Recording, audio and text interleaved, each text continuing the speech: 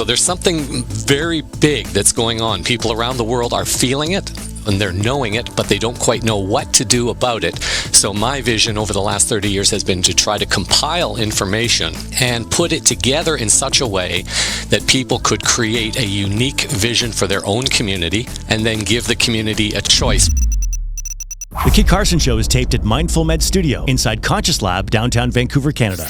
This episode powered by PHMX, stem cells, breathwork, even ayahuasca. I have had the most support, hands down, from your listeners coming to see us. It's been epic. And so I'm like, these are my people, man. When you find who your people are, service the shit out of them. To learn more, find the link in the show notes. Kid Carson Show. The man, the myth, the legend, Geoffrey West is here. The legend. How are you, buddy? Well, you're building me up more than I will say. Well, listen, you spent how many years developing this? More or less, a lifelong mission. A lifelong mission. A lifelong mission. It began to take more concrete form about 30 years ago. From a very young age, I knew that things were not working well in the world. I was questioning why certain things were happening. I was struggling to reconcile the practices of the religion that I was exposed to growing up, and I was finding hypocrisies. I was finding things that just weren't making sense to me personally. As I got into the workforce, as I started going into broadcasting, which was my original dream, I began to find that the broadcasting industry was corrupt and had to walk away from it.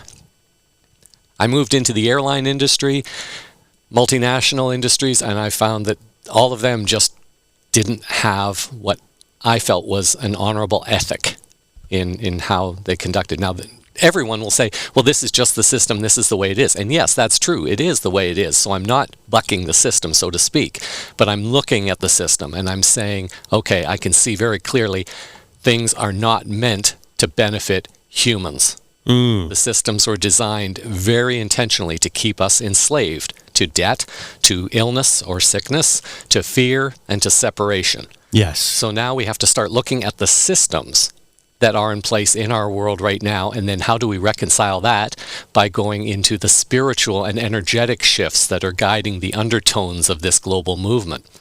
So there's something very big that's going on. People around the world are feeling it, and they're knowing it, but they don't quite know what to do about it. So my vision over the last 30 years has been to try to compile information and put it together in such a way that people could create a unique vision for their own community, present it to their community as a form of a referendum, and then give the community a choice. What future are you looking for? The future that your current council and corrupted leaders are offering you, or can you possibly envision a better future where you are given more and you get more when you invest more into the community? Right. So this has been a very long, unfortunately slow, and even uncomfortable evolution for me, because I've had to stand firm in a belief and a vision that can only function outside of what we are currently in. And people will say, well, how the hell does that happen? People will say, well, that's an interesting question, because I don't think anybody has ever really and truly offered something outside of the system. Yeah, everyone's working on their own little piece. That's right. And how can I do this individual thing outside the system? Correct. And there's a lot of talk about, the system's got to crash and burn before it, becomes this utopia that we're able to make, able to create as humans. That's right. Without being under the thumb of the certain powers that be. That's right. But no one really talks about, okay, once the system crashes, then what? Yeah. It's still like a foggy mystery of how it's going to, we're not going to go back to living in tents. Some people are building a little cabin. Those who choose it. yeah. But is that going to work on a major scale where we all move off grid and live in our little cabins? And probably not. So there's still got to be a way we can all live in a community. Yeah. Have something, who's in charge? How do we, what's real democracy? Because right now, this is where things get convoluted. Right. Because you're touching on very valid points, but some people will want to take that action and that dream and still go down in the current paradigm. But there are those who are saying, I don't want to exist in that paradigm. I want to get out, I want to be a part of, or I want to create something different. It's all about the consciousness that you're in. If you're trapped or enslaved to the system or the consciousness system, the economic system, the political system, That's where you're going to buy the experience. If you pay attention to something, you're going to buy the experience of it, either directly or indirectly. Indirectly. Right. So let's move forward very quickly because as we've scheduled here, we're going to try and just touch briefly on the geopolitical, geoeconomics so people can understand why my work is taking on increasing relevance at this time. We are dealing with an addiction in society, and many people aren't willing to admit that. I'm not addicted to anything. I don't drink, I don't smoke, but you are addicted to the paradigm of living that requires you to operate with debt or illness, whatever, on a day-to-day basis. Well, that's not my choice. Well, yeah, it was your choice. On some level, it was. You chose to participate in everything that you're experiencing. So how can we begin to change that? Looking around at things that are going on in the world, and here's how we'll hopefully try and get the flow of this interview. We're going to start by just understanding the difference between the bigger picture and the bigger picture. There are things that are going on. I'd like to take the viewers through the process of offering a definition, a holistic definition for the word peace. And if you're asking, what do you mean definition? We already have one. No, we don't. So we'll touch on that a little bit. I'd like to introduce the concept of a new form of governance called a holistocracy. So it's based in a holistic practice, or the practice of holism in creating community and honoring life. I want to introduce people to the idea of how that holistic or that holism practice can be brought right into the community, how the community can take that holism practice, put it into their governance and into every facet and aspect of their community to create the result that they want. I began by reverse engineering the process. So I looked at the whole global situation. I said, well, what kind of community would I like to live in? And I began to envision what that would be, how it would look, and how it would function. Was everyone naked? That was the one thing I forgot to put in there. Yeah, Darn. That's the obvious choice. I was so focused on the hemp. I thought, okay, put them in hemp clothing. I should have put them just naked. That's how we were originally. Okay, so once you get past that.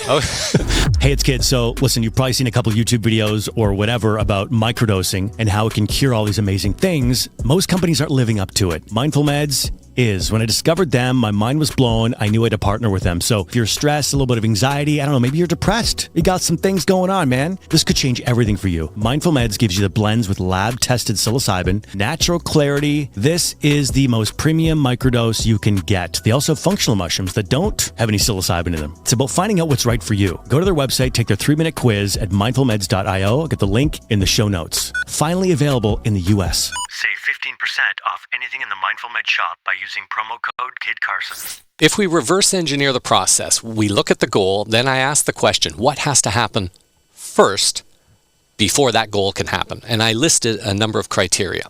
Then I asked myself again, what has to happen first before these things can happen?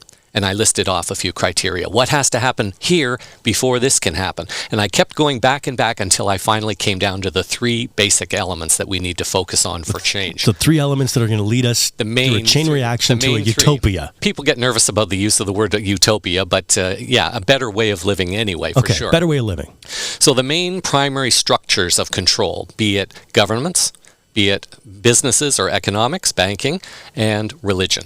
Those are the 3 primary institutions of control, and through those 3 primary institutions, you get your smaller units of control. Yes. So we identify from there, if we can somehow fix those 3 elements, the domino effect should slowly begin to filter through, where we begin to change how we produce energy, how we manufacture, how we build our infrastructure, blah, blah, blah, legal system, banking system, which changes our way of living, which allows us the freedom in life to share more with others, which builds the vision of the longer-term community kind of thing. Right. From the bigger picture perspective, we have had a group of, you want to call them fallen angels, or evil people, depending on your spiritual perspective of the world. You'll see them either as evil people, only capable of harm, or angels performing a role in helping humanity to awaken. I'll let the viewer decide how he or she wants to approach that. But we've had this group that kind of volunteered, or they stepped into the role of being the enslavers of humanity. They were called the Khazarian civilization. They existed around 800 to 1000 AD. They were defeated by Russia. They were forced to take on a religion. They began to move out, rob people, take their identities, and begin to move into positions of influence and power. They became kind of the Rothschilds family. They began to slowly move into the banking system. So they created this fiat currency system that would exist for roughly 100 years, then collapse. Then you'd have another one, it would collapse. Another one, it would collapse. To the point now where almost all of our institutions have been completely infiltrated. I'm not going to focus on all of that. It's global. Enough said. We've got a group of people that we're dealing with that have the role of keeping us separated from our divine nature. That's really the cusp of it all. Okay. So the Khazarians moved around. They created all the systems that we're currently enslaved to and controlled by. But the bigger picture is the spirituality, the universal energies, the cosmic energies, the cycles, the cosmic cycles are driving shift and change on a level that we down here can't, most of us aren't capable of perceiving that yet and understanding how that influence controls us. Around 1985, there was an event called the Harmonic Convergence, which began an energetic shift within planetary and human consciousness. A few years after that, Lee Carroll, who channels Cryon, said that we were entering a 36-year window of transition from the age of Pisces into the age of Aquarius. We don't have the fine details. I mean, in terms of cosmic scale, it could be plus or minus a few years, whatever. But we're in that energy of shift from one age, the age of Pisces, into the age of Aquarius, which is a very different energy. Those energies are beginning to expose and break down everything that's happening on our planet in terms of 3D economics, 3D governance, and everything else. All of that is being exposed now. People are now seeing it. So the banking system enslaves us to debt. Now, the legal system has enslaved us to our corporate fiction identity. And every time we participate in society with a driver's license, a passport, or anytime we consent to our corporate fiction identity, we are accepting commercial rules that have been given the force of law. Which is not law at all. Law deals with an injured party. But what the governments are trying to do, just to get money, is implement a whole series of taxes and rules to get money and to make people think this is just a part of life. It is not just a part of life. You are being controlled, enslaved, and manipulated. The sooner you admit that, or the sooner someone can admit that, the faster they can begin their process of breaking the addiction. Same with a substance abuser. You have to admit that there's a problem before you can heal the problem. Right. I remember going down that rabbit hole at some point where it's the reason why your birth certificate is written all in caps. Yes. Because it's a corporate fiction identity. We are, in fact, a mini corporation. I will touch on this. I wasn't originally going to mention too much about this, but I will say that when your parents registered you and your birth, they did so believing that it was the law. They were going to get punished or have to pay a fine if they did not register your birth. So the system was designed in such a way as to extort your parents into registering you as a corporate fiction entity. Technically, it's extortion. So they're saying you have to register that child so we can control that child, and we'll punish you if you don't. That is extortion. And the punishment by its is legal term. And the punishment is you can't have them a part of the system. Correct. So they want you in the system. Any parent trying to keep the child out of the system gets punished with fines or whatever. So there's this odd contradiction that's going on, and how we can fight and interact within that. Yeah. So that's all I'll say. Okay, yeah, really that's another whole fun rabbit hole to go down. Absolutely. For sure. Okay, so we're not here to be economic slaves. We're here to discover our spiritual potential as spiritual beings having a human experience. Yes. So how can we begin to awaken that? And people say, well, we need money. Well, if you're perceiving today's paradigm, economic paradigm, yes, we do need money. Our kids need Pokemon cards. They're not cheap. Or they're little Pokemons to follow around town or That's whatever. That's right. Yeah, you got to pay for all this stuff, right? Yeah, we really feel like we have no choice. Yeah, no. We need money. It's the first thing we think of. Exactly. We need money to attract a good mate. Yes. To provide for our family. Everything. If you think about it, that is the perfect tease, to people. If you want the best in life, you got to have the money. If you want the real partner, real partner doesn't want money, but a lot of people look for money, right? Kind of thing. So we have to find a way to work within that and break that addiction, break Yeah. that cycle in such a way. And that's what I want to try to do. So we need to know ourselves as part of the divine creator source. I use the term divine creator source. I could say God, but that sounds too religious and people will misinterpret. So I want to be very clear with those who are religiously mind-oriented. I believe in a higher creator, power, and source. I do not identify that source as a humanoid figure, but I do believe it is benevolent. I do believe that it is guiding us on some profound level. I agree with that. There is a great architect. Yeah. I use the word Yeah. God. Yeah. It's hard to weed through the dogma and the stories and the... Exactly. I struggle to believe that this divine creator source would create us, give us free will, and then proceed to punish us when we exercise that free will, even if it goes against the creator source. I mean, that was the whole purpose. The divine creator source wanted us to make mistakes because that's the only way we can know what's right. You have to be able to understand the opposite before you can understand something. The sweet ain't as sweet without the bitter. Yeah. You know? You got to taste that bitter before you go, oh, actually, Yeah, exactly. it's pretty sweet over here. Yeah, exactly. Yeah. So the argument could be, if you want to say what hell is, I personally could argue that we are actually living in the hell. The Luciferians are trying to create their world where pedophilia and adrenochrome is natural to them. So what they feel is natural to them is unnatural to everybody else. Yeah. So then that opens up the question, well, who's right and who's wrong? Well, they're hurting children. True. But at the same level, we are all energetic souls playing in this game. And I can feel the energy of some people saying, oh my God, he's justifying pedophilia. No, I am not. I am against that. I'm against anything that harms life in any way unnecessarily. Strict in point. I have to be very clear on that. But I also have to look at the fact that God created everything, which means that there is nothing that was not created by God, which means that even the bad people that we are perceiving in our world to some degree have been created by God and thus must have the potential for goodness within. Does that mean that we treat them lightly? Absolutely not. No, they have to be willing to be healed, or they have to be treated in such a way that allows them to deal with their problems or addictions. If they absolutely refuse to do that, then yes, we do have to explore other means of incarceration, treatment, or whatever. Or good old spanking. Right. Yeah. Well, in a It used to be cool when I was a kid, but not anymore. Not anymore, no.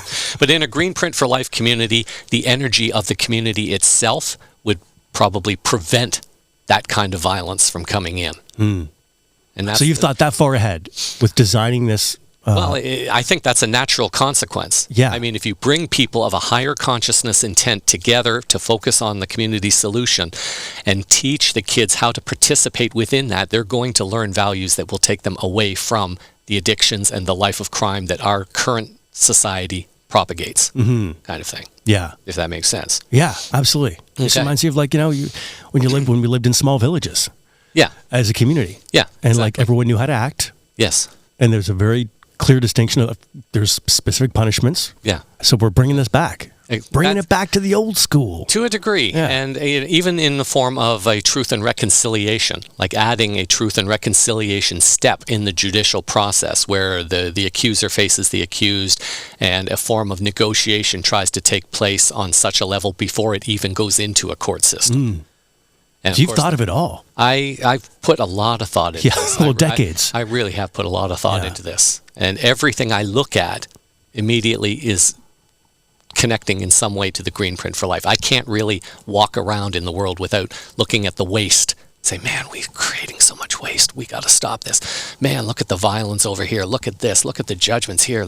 I just see it. I feel it. And I said, something's got to change here. Something's Yeah. got to give. And this is what I'm called to channel or to bring to humanity and the planet. Before we jump in, do you ever just have a day or a moment where you're like, man, I wish I was just I've thought... like oblivious to all of it? Because it's when you're really awake and there's different levels to it, obviously. Yeah. Man, it's like the more awake you are, the more difficult it is to to be in this reality, right? It really is tough. I've lost a lot of friends. I really am basically alone. I don't have family anymore. So I've been moving around the world. I'm presently here in Vancouver. I'll be back at some point, but I've tried to stay out of the system. I haven't really wanted to buy a house and play the property taxes and the fact that you don't own the land even. Even if you buy the house, you don't own the land. They can take it away from you. That's the secret of the Crown owns the it. Admiralty system of law. Because you have consented to your corporate fiction identity, you are no longer a human being. You are a piece of chattel to them. And if your property is in the way of bigger plans, they're going to find a way to move you out. We live in Canada. We're free. No, you're not free. Right. You're not free. Yeah. We've never been free. Yeah. So we've got to come to that rude awakening first and foremost. You know, our government tells us you're free. No, we are not free. We have never been free. So they've lied to us. But let's not focus too much on that. They've done a good job of making us feel free, though. They sure have the done. Propaganda is epic, right? Exactly. Yeah. Flash the flag, play some music, and get people dancing and proud to wrap themselves in the flag. In the meantime, they realize they're not getting that beaver tail pushed further and further up their behind. Right. That's a good visual. Sorry, folks. Okay, where do we go next? Okay. There's been talk of this particular event. The globalists talk about reducing the population of the planet to a manageable 500 million. This was predicted in the Georgia Guidestones, which have now been destroyed. Bill Gates has famously quoted saying we need to reduce the population. They talk about reducing human planet so that we will be their servants. The religious people have talked about the rapture, where they believe that those who believe in their version of God will be the ones who are saved and taken back to God, and the rest of us will just go to boo, boo, boo. The spiritualists, like me, believe that everything goes in cycles. We are a part of the divine energy source, and things will come, things will go, and things will come back again. And our Earth is going through a very profound shift, and this is the age of the precession of the equinoxes. We're moving into this kind of energy, this kind of radiation or vibration that is pushing out the lower consciousness energies of the planet and of humanity. That's why it's all coming up right now. People will say the world's going to be destroyed. I don't believe that. I really do not believe that. In fact, I would say what you're seeing now in the world is what has always been there. It's just now visible to you because, first of all, somebody has risked their life to make you aware of this information, or you began your own process of self-discovery that led you to someone to give you what your soul was looking for. So the question now is we have three different interpretations of basically what is the same event. So the globalists want to control it by eliminating us. The religious people want to try to brand this as a religious God event, which to a small degree it's true, but it's a very limited belief in their minds. As humanity steps into more of its spiritual awareness and understanding how our DNA is intricately connected to not only the divine creator source, but to the cosmos generally, you begin to unlock certain memories. We in our DNA have the historical records of many of our previous lives. We're seeing videos of children who can do incredible things at super young ages, whereas kids couldn't do that before. You know, they can see with their eyes closed. They're using their third eye to see. They can do nunchucks at age 3, play classical piano pieces at the age 3, 4, 5. Yeah. These are things that kids were not doing before. So they're coming with a new energy. Cryon, Lee Carroll, and I have spoken of this in the past. There was an energy of children back around the 80s called the Indigo Children. They were the disruptors. They were the ones who questioned everything. They were the ones who brought in the awareness that things were not working. I guess I must be one of those. They are all adult now. They're moving into positions where they can begin to implement that indigo energy that they were feeling as children. So here I am. I'm trying to do my part. There's got to be CEOs or lawyers or journalists or politicians out there who understand the shift that's going to happen and that they are to be a part of it. That's the energy we have to kind of start trying to find to unite now. So people are in positions that they're unhappy, but they want to try and change that. How do we push that energy. Well, this precession of the equinoxes is giving humanity the option to move forward if the soul chooses to receive that energy. Yeah. It's all about choice here. Yeah. The energy is there. We have the potential to create the new earth. It is in the process of being built. And in my mind, it's already done. We have to unite that vibration to eliminate the deep state energy that has been corrupting us and controlling us. So on that note, let's make the transition over now, how we can begin to move forward and really spend time in the meat and potatoes of what we can create here. And I'm glad you said what you said just now, because pardon me, there's always, I look at life as attention and intention. Yes. And our attention is being robbed to only look at the negative powers that be. Exactly. You're like, guys, like as many people who are in the negative frequency who are having us under their thumb, there's also the people with the light who are there. They're just not as organized. The negative people seem to be able to come together really quickly and easily and work towards their nefarious goals. Correct. Yep. Rather than the light vibration people who are still trying to figure out how to come together. That's a great point to bring up. And I could offer what might be an explanation. You don't have to accept it as an explanation. But the globalists, they've had centuries of practice of this. From the very first fiat currency back around 1450, they've had 6 fiat currencies to master their systems of control. So, from the Dutch guilder to the Spanish peso to Dutch guilder, Portuguese, Spain, France, UK, US. Yeah, I think there were 6 global reserve currencies. So they all have a predetermined life path or life. It's like 100 years usually? Roughly 100 years. And if we look at the pattern of humanity, we have a fiat system that dies approximately 100 years. We've had a global pandemic roughly every 100 years for the last few centuries. So there's always been this distraction model. Distract humanity, make them worry about their health and their survival while we implement the new financial system. That's been the secret of the trick. Keep people distracted. Same with the collapse of Rome. They brought in the clowns. As they say, the circuses were brought out, the clowns were brought out right before the collapse of Rome. I think that's what's happening now. So if we're the clowns are definitely out. The clowns are definitely out. So we've got to, if that's a canary in the coal mine, then we should be paying attention. Yeah. Because we're very close to something happening. Yeah. And how you want it to go depends on the vibration you choose to carry. Awesome. All right, let's dive into this, man. Yes. So I mean, we have leaders claiming to be working for global peace. We have negotiators trying to claim to negotiate peace. Researchers claiming to measure, quantify peace. Academics claiming to teach it, and institutions claiming to offer it as program courses. I'll touch on that a little bit with my experience in a moment. What I found when I was studying at the University for Peace, doing a master's degree in peace education, that there is no globally accepted definition for the word peace.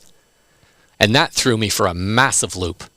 This was early in my growth. I started the GreenPrint4LIFE roughly around 1996, and in 2005, I was looking for academic validation.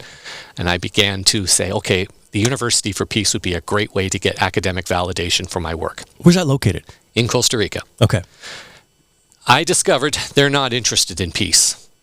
For all the money that they spend on promoting peace and everything else, they're not interested in peace. They can't even define peace. There is no working definition for that institution. And I have only recently, in the last few years, understood why there is no definition for peace. Remind me to come back to that a little later.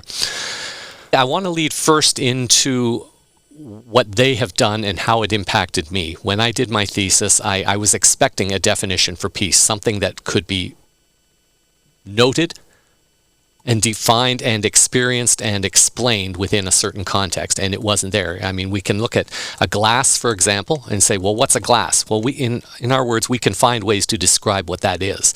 But in reality, when we talk about peace, there is no generic, broadly accepted understanding of what peace is. So some of the current definitions that are recognized, Johan Galtung is quite famously recognized for his definitions of negative peace and positive peace, which I don't resonate with. I don't see a contradiction there. There is no such thing as negative peace or positive peace, at least not in the mind of the Greenprint for Life. The United Methodist Church talks about peace as a wholeness of life, a harmony between people, and that's true. The UNESCO vision for peace involves a mutual understanding, education, and culture. There's some truth to that. The culture of peace from the UN Declaration of 1999 is defined as values, attitudes, traditions, and behaviors, which there is an element of truth to that also. And the International Committee of the Red Cross, peace is not just armed conflict, but it is also a dynamic cooperation among people, respect for human dignity and rights. All of those sound very honorable. But when you start digging into, like the Committee of the Red Cross, respect for dignity, human dignity, and rights. Well, if we look at the earthquake in Haiti, what was it, 15, 20 some odd years ago now, the International Red Cross received millions and millions of dollars in donations, but they only built 6 houses. Really? Yeah. So the question is, these organizations all claim to be doing these honorable work for peace and for humanity, but they're massive money laundering operations. So they disguise their truth with a criminal undertone, be it pedophilia, sex trafficking, money laundering, or whatever, but they present this image of goodliness or godliness, whatever they think themselves in the world. And that's what messes people up. But they seem such nice people, they say such nice things. Well, I've kind of discovered that is not the case. Yeah, even a lot of people working for some of these organizations, they just don't know. Exactly. They're signed up because they want to help. Yeah. But at the very top, you're saying and it's not essentially corrupt. I mean, I went to the University for Peace believing it was an honorable institution. We do have definitions that are out there, but obviously they're incomplete. That's the problem. So the simple answer is no, there is no complete holistic definition for the word peace. Those who control the world need to have states of peacelessness to generate money. Why do we not have peace in the world? Because peace is not profitable. That is really what it comes down to. Yes. And I don't hear anybody saying that, really. I know there's a few, but I'm not hearing anybody say that publicly. Hey, it's Kid. First of all, I'm so grateful you're here listening to this episode. I'd love to be able to share announcements with you, events, things coming up. Please join my email list from kidcarson.com. We need to ask a question. What is it exactly that people are claiming when they claim to be wanting peace or working for peace or living for peace if we do not have a broadly accepted holistic definition for peace? Can you offer an explanation for that? It's usually about like safety. You can have peace as long as you live in our 15-minute city. Oh yeah, there's always conditions, of course. Yeah. Yeah. Exactly. So if you here's the condition of the world. We're creating this 15-minute city. You'll have access to everything that you need. All you have to do is give us your digital signature. Then you're stuck in that town and you have suddenly you realize, wait a minute, you mean I can't go visit my mother and father? No, because you're only allowed to go a certain distance from your house. What do you mean? Blah, blah. Yeah. So and behave yourself. And behave yourself. Or else it'll be 5 kilometer, 5-minute city. So they want to create the 15-minute city where you're under control. The Greenprint for Life aims to create the kind of community where you are under your own control and can choose to exercise that in honor to life. That's kind of the big difference between the two. Yes.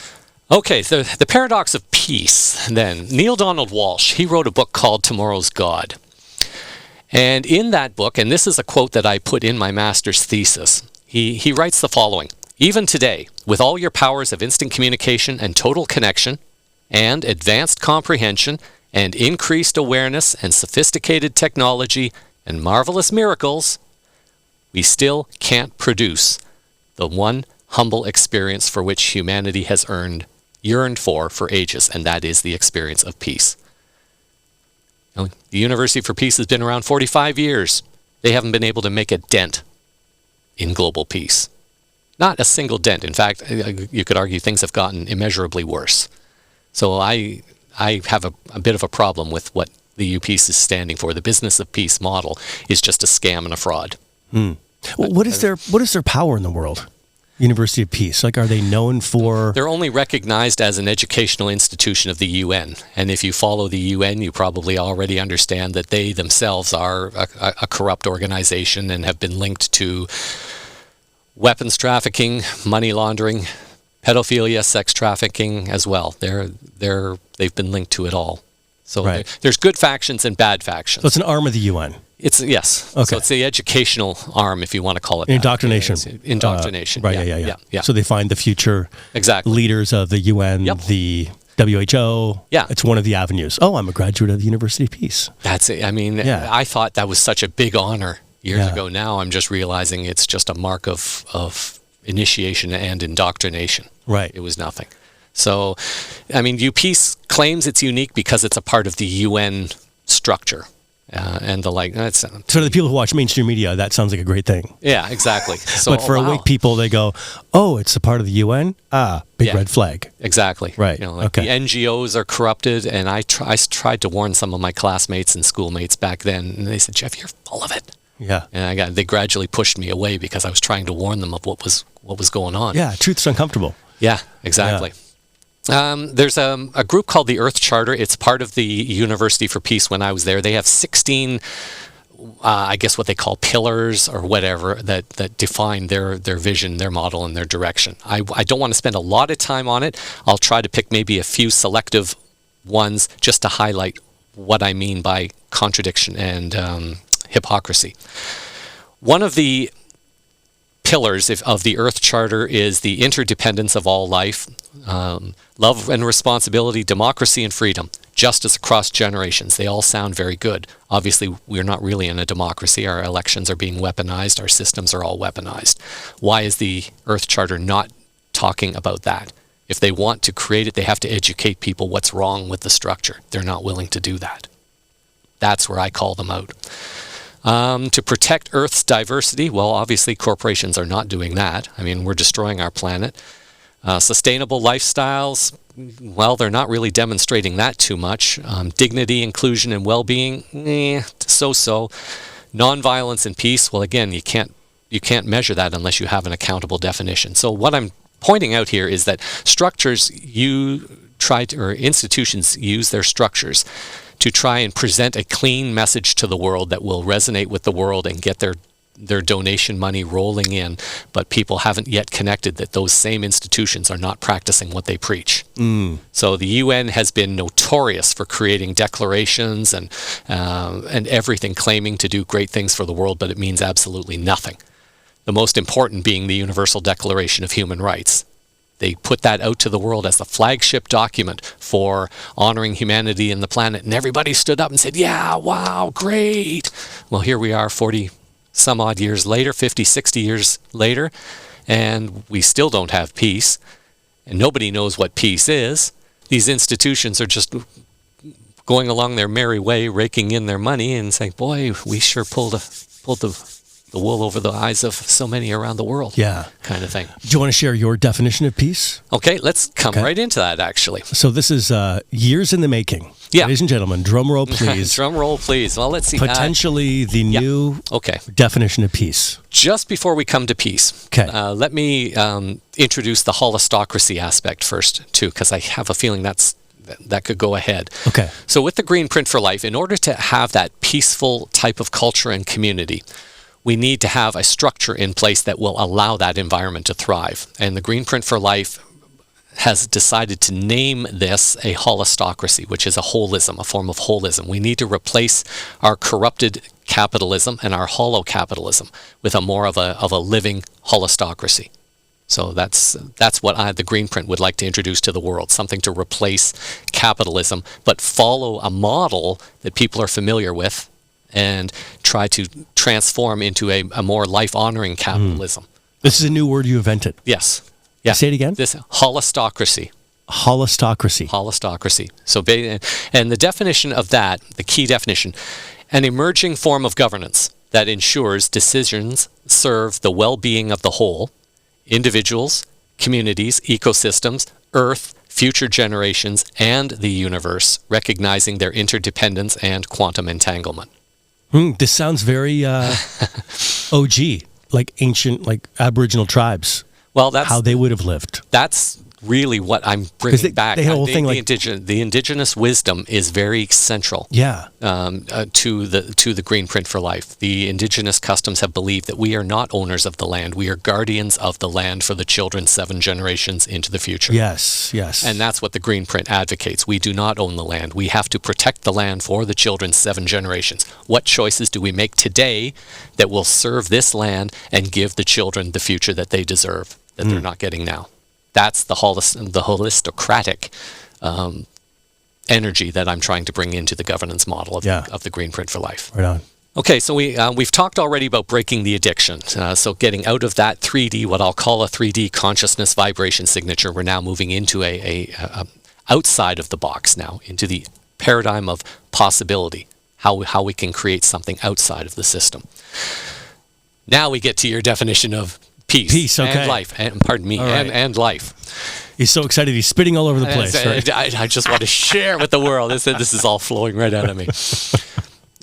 To grasp peace, we need to also define life. The Greenprint for Life defines life capitalized as an ever-evolving process that encompasses the all that is, the physical, non-physical, the visible, the invisible, the known and the unknown that support all things not only on Earth, but also beyond. So the Greenprint wanted a non-denominational, a non-partisan language that all people could potentially relate to. I didn't want to use the word God. I didn't want to use whatever normal signature descriptors. Life is just the process that we all go through, and it's all a part. Whether you see it from this filter, that filter, that filter, life is life. Now, the question is, do we understand our relation to life? Peace flows from that relation to life.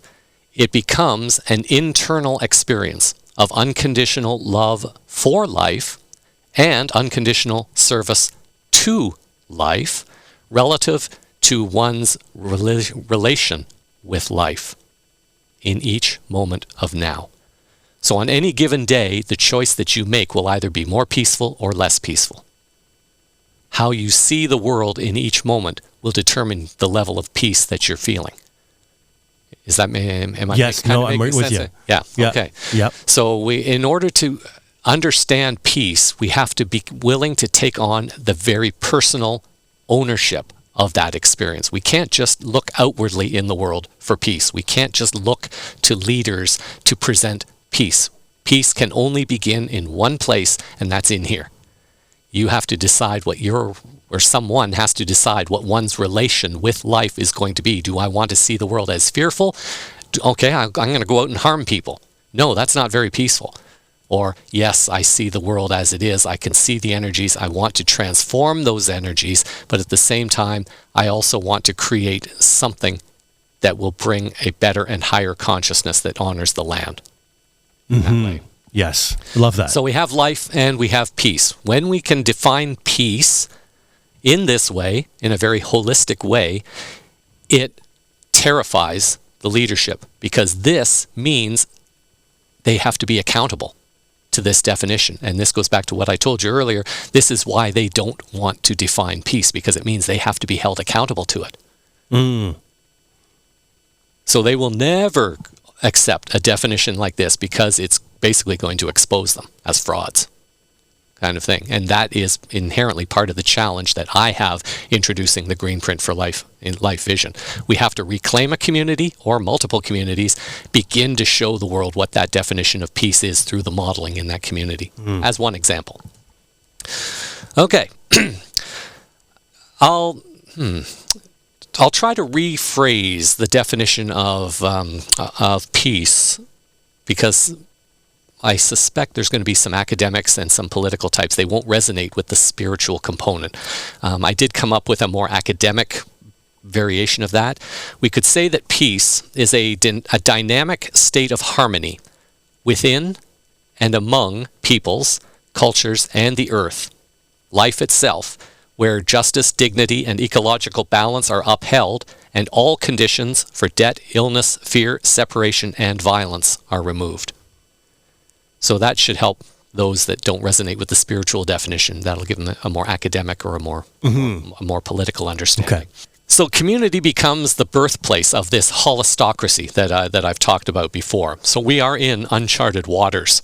In order to position this properly, peace must be more than just policy. Okay, it's a structural principle. It's a life-honoring code of being, and it's a frequency architecture. So when we talk about the globalists wanting to kill humanity, that's a frequency architecture on the negative side. The religious people, it's a frequency architecture in a controlled, under the illusion of God's love. Then there's the spiritualists, the cosmic energies and frequencies. Everything is an energetic architecture. Nikola Tesla has famously been quoted as saying, if you want to understand the universe, think in terms of energy, frequency, and vibration. Mm-hmm. The Greenprint wants to manifest that as a standard practice. If you want your community to be of that level of consciousness, we have to focus on providing everything that will lift the energetic frequency and vibration of the community and its consciousness. So to transform global systems, peace, according to the definition of the Greenprint for Life anyway, must become the language of law. It must become the currency of economy. It must become the rhythm of education. It must become the architecture of health. It must become the ethic of leadership. And it must become the life breath of the community. So the holistic peace definition has to be infused in every aspect of our society in order to bring that vibration full circle in the most holistic, life-honoring way possible. So it's not merely possible, it's inevitable. We are moving towards that change. The question is, which humans want to move in that direction, which humans don't? And if they don't want to move in that direction, their physical vibration will not be able to handle the shift that we're moving towards. So as the earth shifts to a higher frequency vibration, those that cannot handle that, they're going to experience something else. And I don't exactly know what that will be. Their physical body may break down because the vibration can no longer hold that physical vessel. Interesting. The rapturists, just believe the physical body disappears, and that might very well be true too. I can't say specifically exactly what this shift will look like, and I cannot say who will be on the other side. But I can say that everything is frequency generated. So if you are on the frequency, or at least aspiring towards the frequency of the new Earth consciousness, I believe you'll get there. I would certainly like to believe I will get there, because I sure am tired of the world we're living in right now. Yeah, I gotcha. Okay, so empowering peace within self and within the community. Let's explore some of the things that the Greenprint for Life is unique. That's probably the best way to approach it. Unique quality number one is that the G4L is the only vision that understands why peace was never possible, and why the only truly life-honoring solutions can come from creating something outside of the current paradigm that controls and enslaves humanity. So the Greenprint for Life is aware of the background and the systems and everything that is causing all the problems in the world. That's one thing. Number two, the Greenprint for Life knows and understands that there is a significant and profound shift happening in human consciousness worldwide. These changes are macroscopic in nature, but they are also microscopic within our DNA.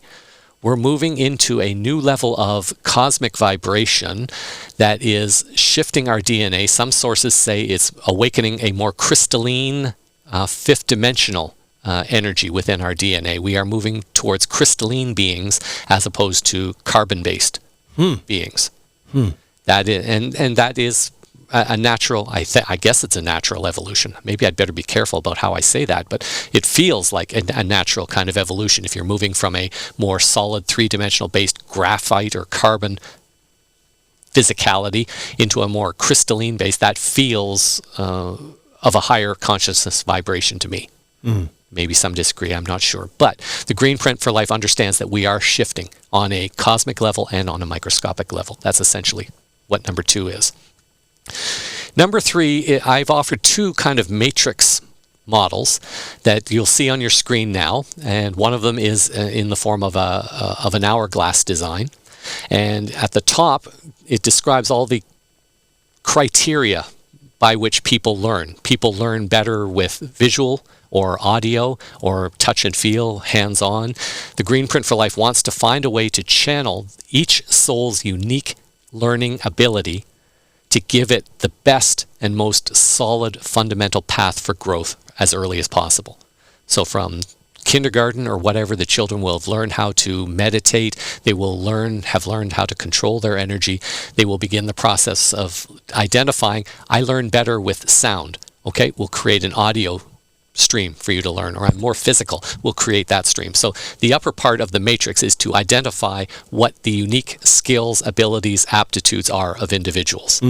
Cool. Then we begin to awaken that into the role of the individual, and then find a way to empower that out into the society. So I have the personal at the top, I have the soul in the middle, then I have the service to humanity at the bottom, and they can, wherever they feel called to serve, they can serve in that particular capacity. Yeah, that's cool. I also have a 4-circle ring. You'll see this in front of you on the right side of your screen. It's 4 circles. On the left-hand side, we have skills, aptitudes, wisdom, and abilities. So if you have certain skills and aptitudes and abilities, we have to find a way to take those and help an individual to find one's joy.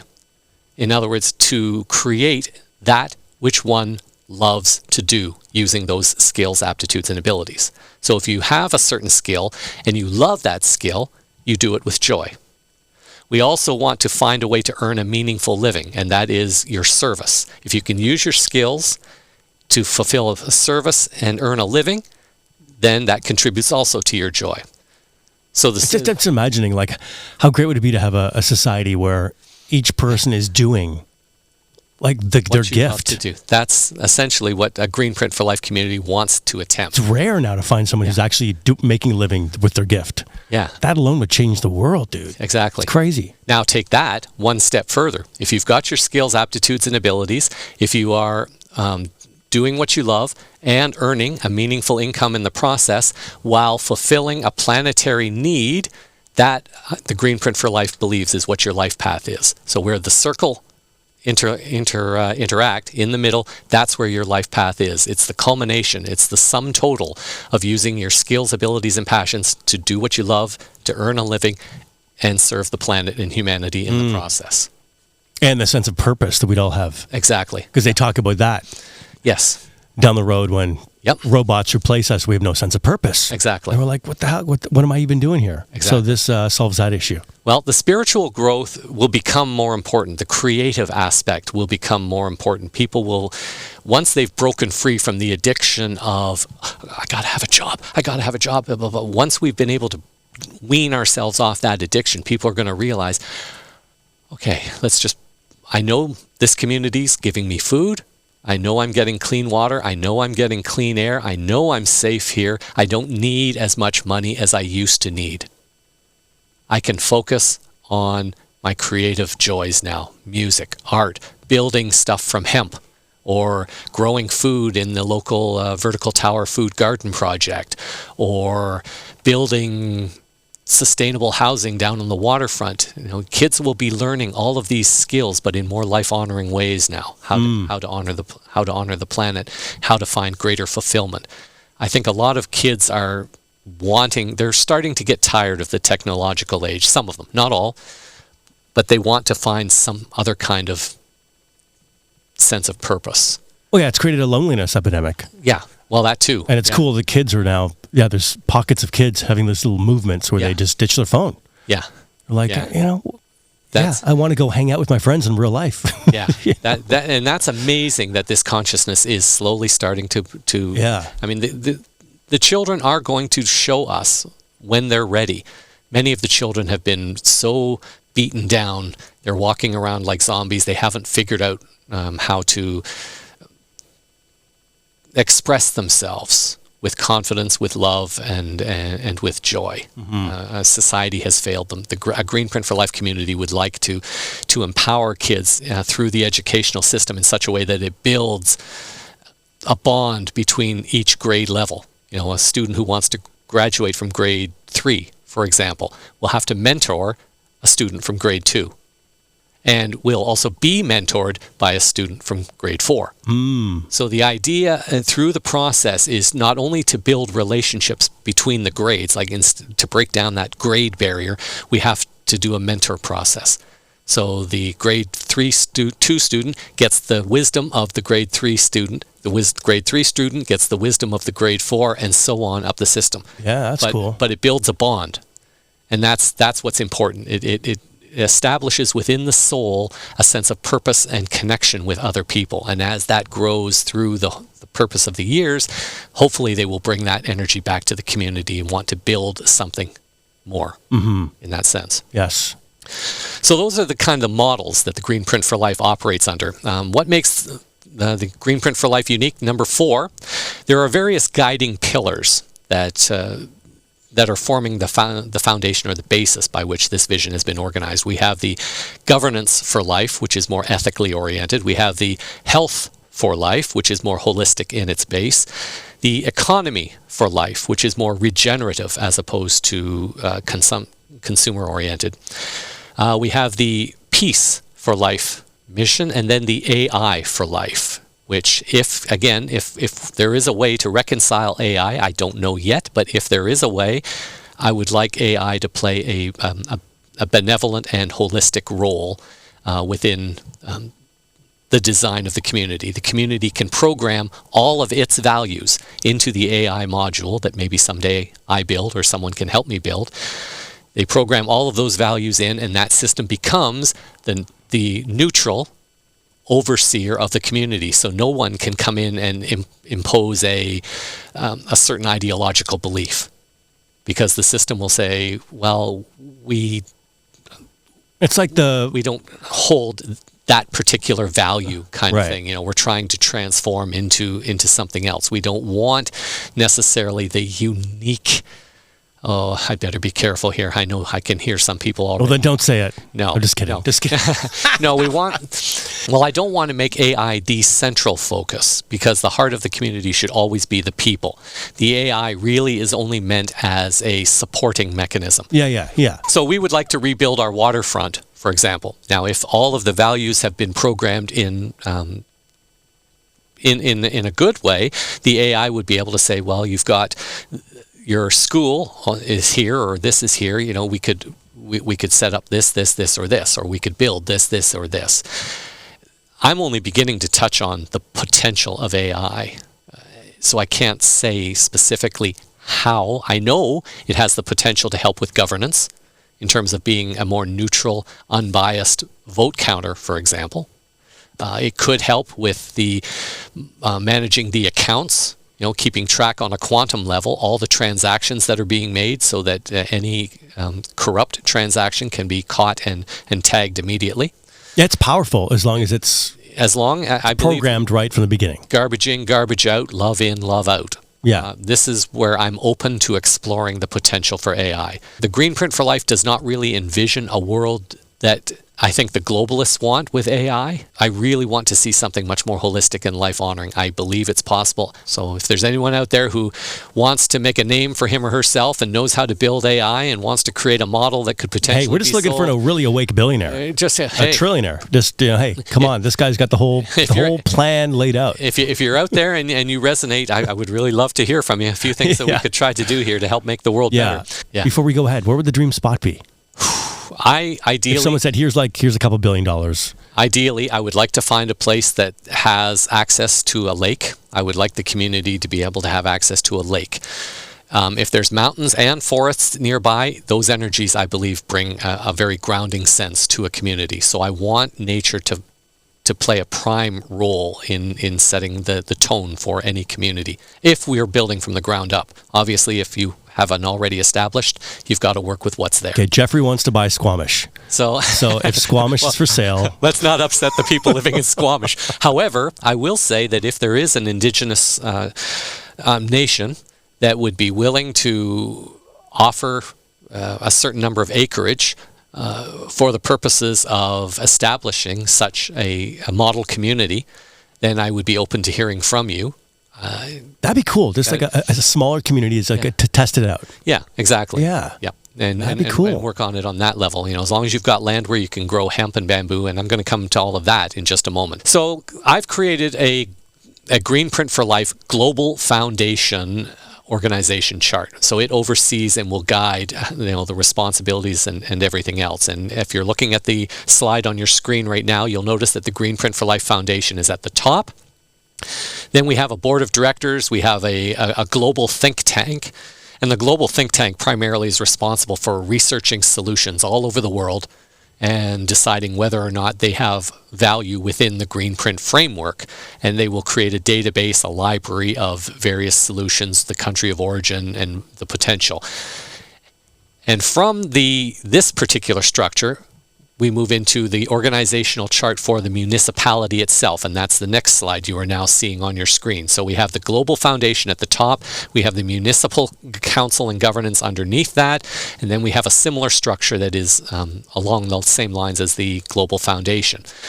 But we work on the community level. So the think tank will now take whatever solutions from the global level, research them according to a community's criteria, and decide, okay, this is something we can put into our database possibly for the future. Yes, this could potentially work in the future. No, not that one. No, not that one. So the idea is to have a group of people on a global level looking at what is potentially available from the global consciousness. Then we have the community level people taking whatever they want from the global foundation, but ideally formulating their own vision, their own unique. The GreenPrint for Life is just merely a foundational starting point. That's all it's really meant to be. Well, I mean, what do you mean we have to have a constitution? Yeah. Well, the GreenPrint for Life has a constitution as well. I've created a rough outline of a constitution that a community could use as a starting point. So again, I've put a lot of thought into this. Number 7, we do have a vision and mission statement. For the purposes of this interview, I don't think we'll focus too much on that. Many organizations have vision and mission statements, but you can imagine they're just very life-honoring statements to build a community and to have its values protect, support, and empower the community while doing service to the planet. That's essentially the gist of the mission. Yeah. Okay, now this slide that you're looking at right now, the next slide, what makes the GreenPrint for Life unique, number 8.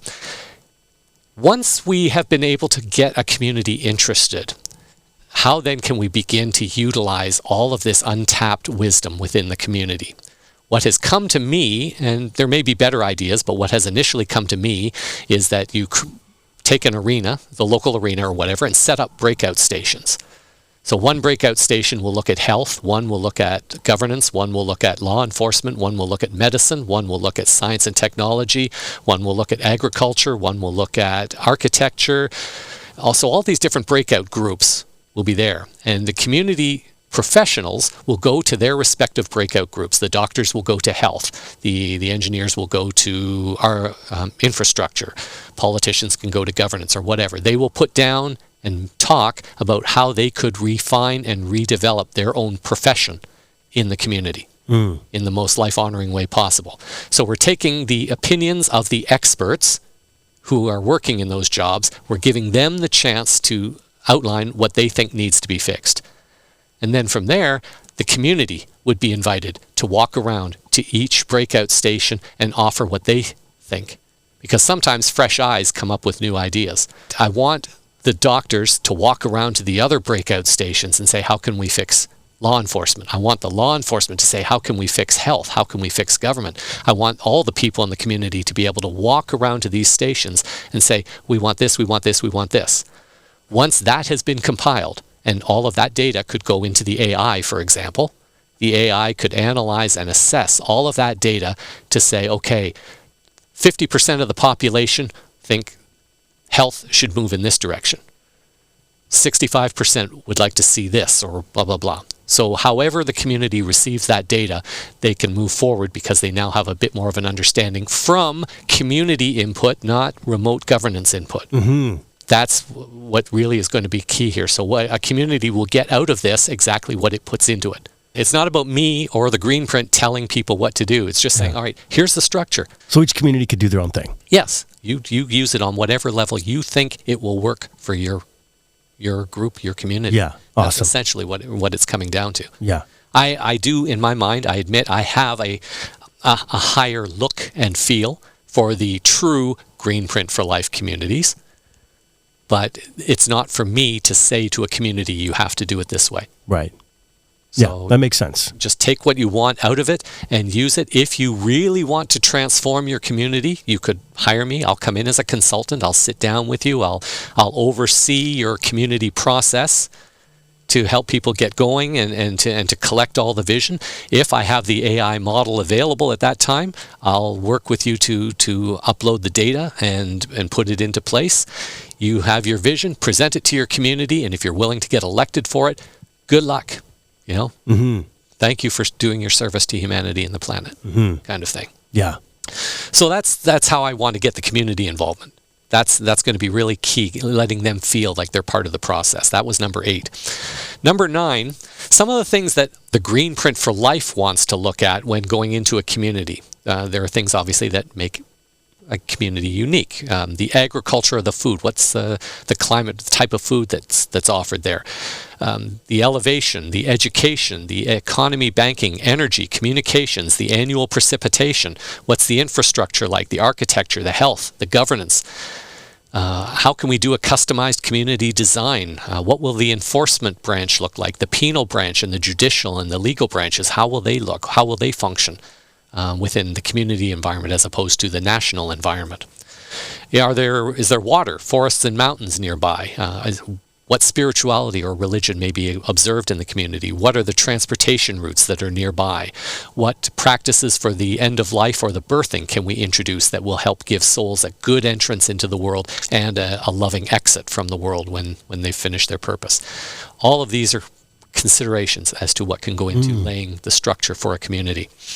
Number 10, the initial economic drivers of the GreenPrint for Life. People will eventually come to the question, how do you plan to pay for it? Well, the initial economic drivers, the GreenPrint for Life wants to capitalize on hemp, bamboo primarily, and also bees and apiaries. So bees are a very vital and integral part of the earth environment. If the bees die, we die. So we need bees as part of our community, and it's a revenue-creating industry. I mean, you get honey, wax, everything else. You can create jobs providing good, healthy, clean honey for the community. So with hemp and bamboo, you can have the farmers growing all kinds of hemp. You can have some people growing bamboo, and from there, we can begin to bring in potential manufacturers who can turn that hemp into various types of products, or the bamboo into different hemp types of products. So the GreenPrint for Life is actively seeking the consciousness levels of people who are ready and willing not only to escape the city environment, but who are ready and willing to invest in a community and receive perks in return for that. If you want to invest on a business level, if you want to invest on a home level, you might find yourself getting a hempcrete 3D printed house in your subdivision or something, or a cob house. Maybe different subdivisions could have different styles of architecture so people can live in whatever type of house they want, kind of thing. Yeah. These are all open to the community, but the GreenPrint really wants to invite you to explore greater potential. Is it worth a little discomfort to have a better community? In my mind, considering the discomfort we're going through right now, I'll take a little bit more discomfort to have a better community in 2, 3, 4 years. I don't want it. I don't want 20 more years of this. I'm done. I'm done with all this. Really. So we do have economic drivers to provide for funding for all the subsequent phases of the GreenPrint for Life. Yes, there may be some initial funding required up front. I've got a plan for that as well. The GreenPrint for Life also believes in having an incentive plan rolled into the community. So for manufacturers or investors who want to invest $25 million or more, they will be given certain perks, privileges, and benefits within the community. Prime commercial real estate near the highway. If that's what they want, if their market is near the highway, if they're investing $25 million, we will give them land that is prime to help them fit their business. They might get tickets to the arts theater complex, or something along that lines. This is what the town has to decide for themselves. I think there's a consciousness out there. People already understand that. They want to come, just give us the environment, give us the place to live, give us the opportunity. We already kind of understand that. Those are the people that the GreenPrint for Life is kind of targeting, because people like me, we're the ones who are tired. We just want to live. Let's get that land, or let's create that kind of environment where we can kind of live the way we want. We're creating a model that shows the world something else. Yes. We have the chance to create something that people can observe, watch, and potentially learn from. So that was number 11, having the incentives to bring the manufacturers to the community. You know that we're growing hemp, so we need to have some way of processing it and turning it into community jobs. So, for example, when I wrote a version of the GreenPrint from my hometown, I was creating stores along the main street where they could sell different hemp products, different bamboo products, different bees and honeys and crafts and everything else. I mean, my hometown has a dead main street. It's a dead town as far as I'm concerned. It needs help. And I could see stores with all kinds of different products, hemp-based and everything else, people sitting out on cafes, trees growing on the main street, maybe even a transportation network running down the main street or whatever. They weren't interested. They just weren't interested. That's the way life goes. So, but the incentive plan is there to bring people in. Number 13, what makes the G4L unique? The GreenPrint for Life understands that we are a part of a much larger universe, and we are connected in a way that is still not completely clear to everyone. Because we are in this three-dimensional consciousness, you don't know what you don't know until you become it. And for those who have begun shifting their vibration to that higher level, they're starting to tap into new levels of awareness, new concepts, new ideas, new solutions that were never meant to be seen or felt at this level. So those who are making the effort, those who are connecting into that higher consciousness or that higher universal aspect, they're understanding that there is a matrix out there that we are connected to that goes beyond our understanding of space and time. The GreenPrint understands that we are a part of what the GreenPrint calls the blockchain for life.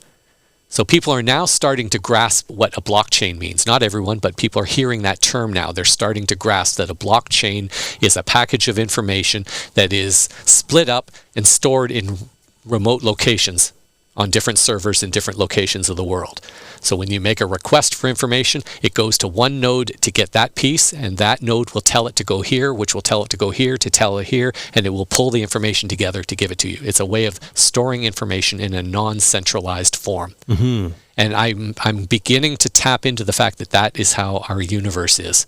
It's a bit like a large universal blockchain. Yeah. So you have a certain time over here, a certain time here, but, you know, where you go is where you choose to put your energy and your frequency. That's essentially what I'm saying. Yes. So that's the blockchain aspect, the more universal understanding that the GreenPrint has. It wants to empower that higher universal consciousness within residents of community. We've talked about this a little bit already. Number 14, the GreenPrint is doing its best to honor the ancient wisdom of the indigenous cultures and various civilizations that have spoken in the past of this shift that we are in.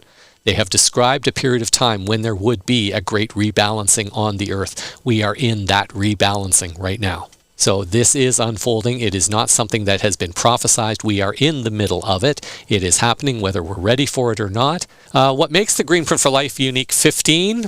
Won't focus too much on this, but I have spirit animals. I've chosen 4 spirit animals that bring a certain energy to the whole vision. We have the orcas, who are noted for being the holders of the Earth Akashic record, if you understand what I mean by that. The cetaceans have the record of the Earth over millions, if not billions of years, and they're the holders of that. So that is going to be a very clear, the orca energy, not only for their aspect of the Earth Akashic record, but the fact that they are considered among the sovereign of the seas. The whale, the cetacean species, are considered sovereigns of the seas. The eagle, certainly a very powerful bird in and of its own right, having its own spiritual significance, but certainly the power of vision. So from a distance, when it's flying, it has the ability to see very clearly what's going on far down there. So having that forevision, the GreenPrint wants to be able to see far enough into the future and be able to fly towards it with strength, knowing that The prey or the goal is on the other side. The beaver is the engineer. The beaver brings in the ability of working with the earth and using the earth in creation, but also to build such a structure that not only it can live in, but it has a certain impact on the environment that has been known to be both positive and negative. It brings certain animals back to that location because of the new water source, but from the 3D perspective, they don't like beavers because they think that beavers are blocking our access to water. So they go in, they blow up the beaver dam, and the rest is kind of history. So we're missing the medicinal, the spirit value of what the engineer beaver brings to humanity. We all have this ability to build. We all have this innate knowledge of creation, but we need to awaken it. Beavers just do it naturally. All animals just do their thing naturally. We need to attune ourselves to the earth vibration, the Schumann resonance, which is changing, by the way, and lift ourselves up collectively.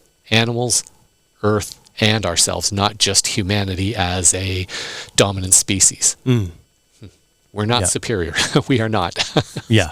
And then the skunk, the sovereign peacemaker. Skunks are very peaceful, so we won't focus on that. They give you warnings, then they spray you. But they're inherently, animals will not go near them because they know they could get sprayed. So the skunk has this very peaceful image. It walks about, it does its thing, and as long as the animals keep their distance, and most of them do, they respect the skunk. Interesting. So these are the kinds of energies that I've looked in at certain animals, and I've said, yeah, this is what I want to bring into the Greenprint for Life. I want to bring in strength in peace. In other words, I don't need to be flashy. The Greenprint doesn't need to flash its power. It's there. Any animal, any soul, any person that comes in and interacts with it is either going to be repelled by it or it's going to embrace it. Yeah. Very cool. So, yeah, again, I'm trying to position all the energies in such a way and incorporate different traditions and aspects that will give it the flavor and the strength and the power that I hope someday it might have for humanity. Number 16, the Greenprint for Life knows that we are part of a larger galactic family. I really don't need to say too much more about that, but the Greenprint does support the disclosure of technologies and civilizations of a non-Earth origin. It recognizes that. Now, if a community chooses not to recognize that, again, that's up to them. But the Greenprint, at its core, understands that we are part of a larger galactic civilization. And number 17, and we talked about this a few moments ago, this is the final one. The Greenprint is a mirror. So it will reflect back to you your feelings about it. So if you're fearful, you're going to see fear in it. If you're looking for a really positive contribution, you'll probably see something of value in it. So that's really all that we need to do there. So in summary, most are beginning to see and feel that there is a shift happening in the world. Most are beginning to understand that something needs to be done, but they're not quite sure how to get started, how to find their place and their meaning in all of this. It just takes a small group of people willing to rebuild or re-envision and recreate their community. And most people will say, well, I don't even know how to get started with that. Well, that's what the Greenprint for Life can assist you with. It can give you that guiding framework to say, okay, all right, here's our community structure or our municipal organization structure. Here's our an outline of a constitution. We'll change this, we'll change that, we'll change that. Here's what we can build in our community, blah, blah, blah, blah. So it again, it's all coming down to self-empowerment. Peace begins in here. Community recreation begins here. All change kind of begins from in here, from the divine creator source, the vision within. How can we manifest that in a world that desperately needs a new energy for existence? You've really thought it through. Yeah. So how do people help? If you've got a vision or a desire to create a better legacy for the children of the future or your grandkids or your own children, if you have a life-honoring business idea that could perhaps be included within a Greenprint for Life community, if you have a desire to purchase or assist in purchasing land to do a model community with, a test model, or build an AI module that can be sold to communities, How can we create a drone video, for example, of that can show people a model of how a community could transform? Create a CAD design, for example, of showing a model community, how it looks now, and then how you could potentially change it according to the GreenPrint for Life values. If there's someone who has those skills or is willing to invest in something like that, anything that can really lift the potential to help people become aware of what the GreenPrint for Life is capable of offering, because it is outside of our system. So most people are not going to want to support this. We have to find a way to gently show people and how they can empower themselves to serve within their community. And again, if there's people who have the heart, the passion, the funds, who to assist in moving to a next step, this is bigger than me. It's bigger than anything else. The GreenPrint is what the world needs to start hearing about now. I need to find ways to get connected to groups, to presentation abilities, conferences, to get invitations to get out there and start planting these seeds. Because if we're going to figure out what's going on in the world right now, people should be asking every single counselor, every single person, what is the definition of peace? Because I can almost guarantee none of them will come close to really answering that question. So they don't know, they can't become what they aren't able to define. So if you're going to become something, you have to be able to back it up and define it. And that's why I've got these very strong definitions backing peace and life and holistocracy. It's got to have some meaning, some oomph, and some power behind it. That's what I'm trying to do. Amazing. As I said before, we're going to be coming through a very profound shift. So now we've created the future. Let's jump into the future for just a brief moment here. And the children, 7 generations down the road, they're looking at the earth that they're now growing up in. And what was the story that they were told about the world they're now living in? Were they told about how humanity today got really violent? We started going after all the criminals. We arrested them. We killed them. We incarcerated them. We hung them and everything else. And now we've created a peaceful world. Really? So we created peace by becoming the same violence that was done to us. That does not send a very good energy for the children of the future. So will the children of the future be told how their freedom and their peace came at the expense of violence? Or will they be told of a grand shift in human and planetary consciousness that allowed humanity to evolve to a point where we could create the new earth without violence? The GreenPrint for Life is anchored in that energy. I don't want to fight them. I want to create something outside of the system that will stand on its own by itself. That's what the GreenPrint for Life value is wanting to impart to society. I've got a BitChute channel. I have a website. I'm on Twitter or X, and I'm on LinkedIn. That slide will appear on the screen, and you can contact me if Spirit guides you to do so. And let's see what we can do to really shift the consciousness into high drive here, because we're moving towards a very critical point where things have the potential to go one way or the other. And I'm doing my best to make sure that it goes in the direction of the light. At least that's where I see myself going. Geoffrey West, everyone. It's been great. Thank you. Hey guys, it's Kid. Please subscribe to the podcast. It helps push the show out to more people.